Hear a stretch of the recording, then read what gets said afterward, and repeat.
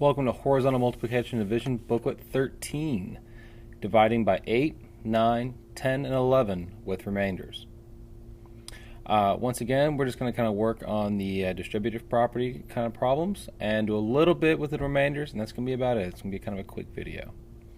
So let's start with page number 1 and deal with 23 times 5. Now, since 23 is equal to 20 plus 3, I could say 23 times 5 is the same thing as 20 times 5 and 3 times 5. So 20 times 5 you should know is 100, and 3 times 5 you should know is 15. So if you add them up, you get 115. Same thing with 75 times 6. 75 will break down to 70 plus 5. So then you have 70 times 6 plus 5 times 6. Well, 70 times 6 is 420. 5 times 6 is just 30. So you're looking at an answer of 450. 94 times 8, since 94 is equal to 90 plus 4. 94 times 8 is going to be 90 times 8 and 4 times 8. 90 times 8 is 720. 4 times 8 is 32. So then if you add them up, you get 752. Let's move on up now into fill in the missing numbers. We'll just skip that last one. So then 0 divided by 8 and 8 divided by 8, that's just going to be 0 and 1, just like we've done on the previous videos. So 9 divided by 8, that's going to be 1 remainder 1. 10 divided by 8 is 1 remainder 2, 1 remainder 3, 4, 5, 6, and 7 are remainders all the way through there.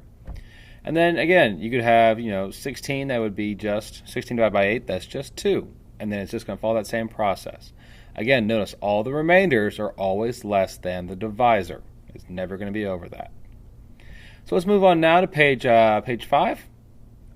And this is going to be a very similar type thing. We're going to get into dividing by 9s and 10s real fast. So 0 divided by 9 is just 0, and 9 divided by 9 is just 1. 10 divided by 9 is 1 remainder 1, 1 remainder 2, 1 remainder 3, 1 remainder 4. It's going to follow that same pattern over and over and over. Let's go ahead and skip ahead to page number 9.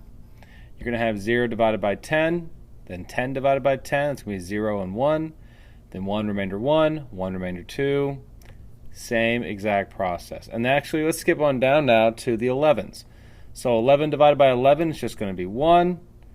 12 divided by 11 is 1 remainder 1. 13 divided by 11 is 1 remainder 2. You can keep going through those all the way through down. I will say for these, they actually skip around a little bit more, so make sure you're not just writing 1 remainder 1, 1 remainder 2. Make sure you're noticing what you're writing. But pretty much that's all this really is. It's the same pattern that you've done for the previous 2 books, so there's no real major differences here. As always, if you have any questions, ask your Guinea instructor, and they'll be more than happy to help you out. All right, good luck.